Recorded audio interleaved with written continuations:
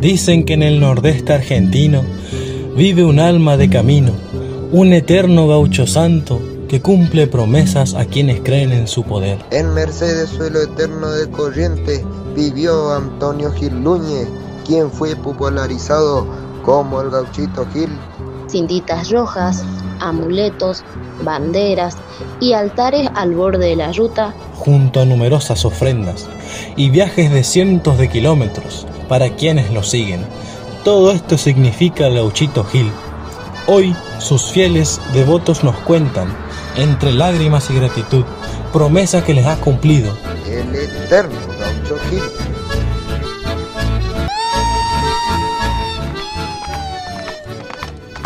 El gauchito es importante para mí porque le salvó la vida a mi hijo.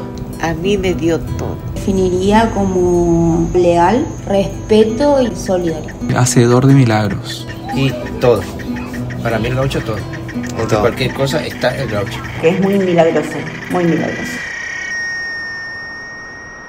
Antonio Gil Núñez era el típico hombre de campo de Mercedes, con la diferencia de que tras abandonar las fuerzas militares, se convirtió en un justiciero. Le robaba a los ricos para ayudar a quienes menos tenían.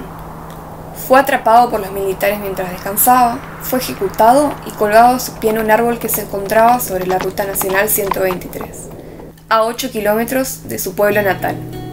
Su historia no concluyó con su muerte. Antes de morir, Antonio le dijo a su verdugo, el coronel Salazar, que para la curación de su hijo gravemente enfermo debía orar, invocando el nombre de Gil. Al regresar a su hogar, Salazar siguió las instrucciones y su hijo se recuperó. Así nació el primer devoto del Gauchito Gil. Así nació una historia que es rememorada y contada hasta el día de hoy.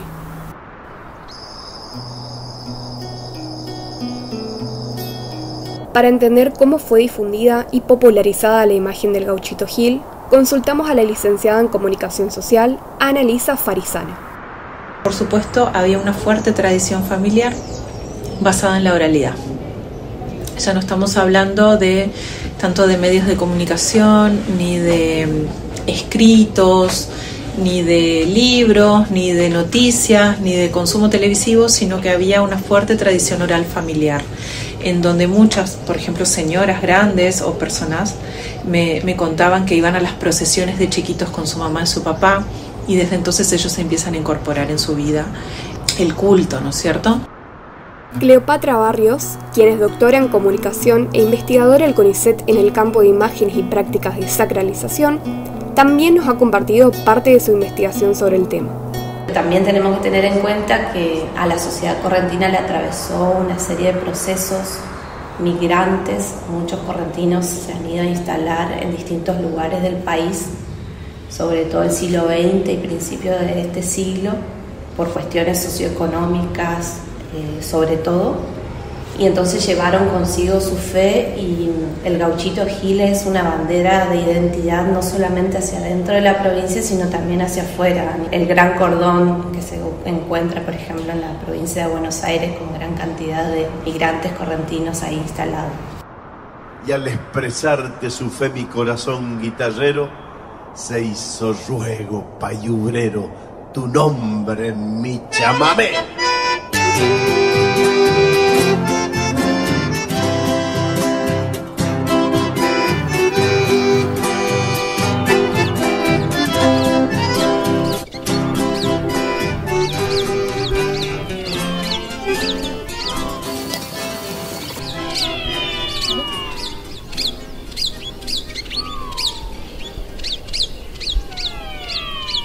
Cada 8 de enero, en conmemoración del fallecimiento del Gauchito Gil, muchos de sus devotos visitan el santuario de Mercedes para honrarlo, agradecerle por las promesas cumplidas y llevarle algunas ofrendas y regalos. Lo que queremos saber es, ¿por qué confían tanto en él? Era una situación de mi papá, había sufrido un segundo ACV y lo iban a operar de urgencia.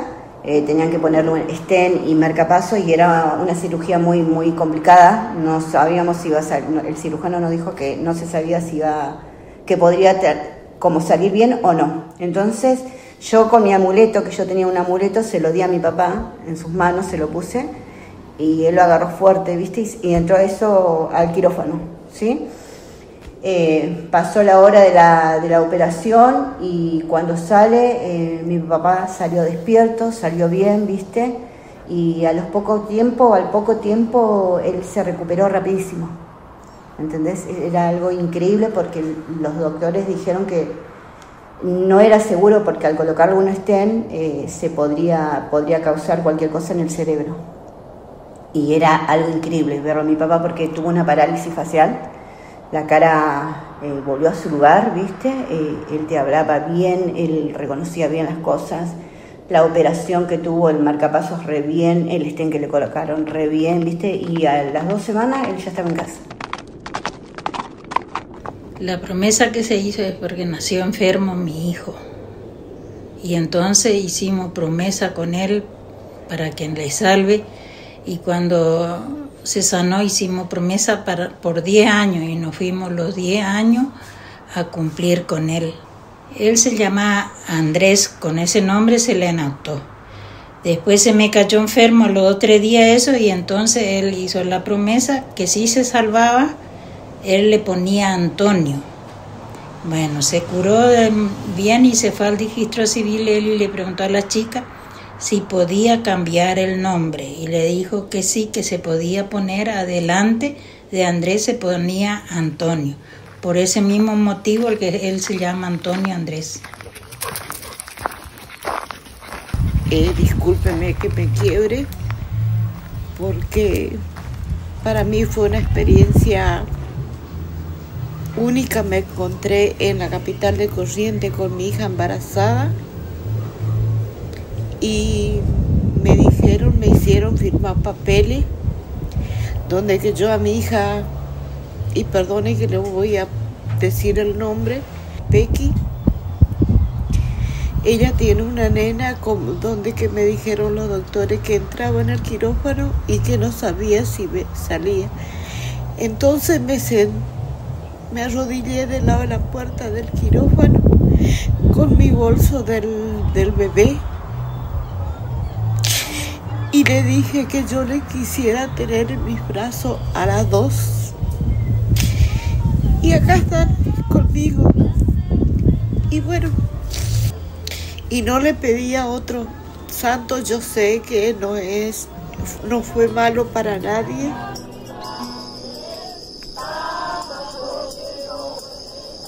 Historias como las que escuchamos anteriormente van de boca en boca, de generación en generación. Mantienen viva la imagen del Gauchito Gil, así como esa inquebrantable fe. Sus devotos confían en él como un fiel amigo, a quien no solo acuden para pedir cosas, sino también para contarle sus sueños, sus temores y sus pequeñas esperanzas cotidianas. El Gauchito Gil no habita solo en los altares de la ruta. Su recuerdo vive en cada testimonio, de esos que se cuentan con mucha emoción, con mates o tal vez una fogata de por medio. En el corazón de su pueblo, él seguirá cabalgando eternamente.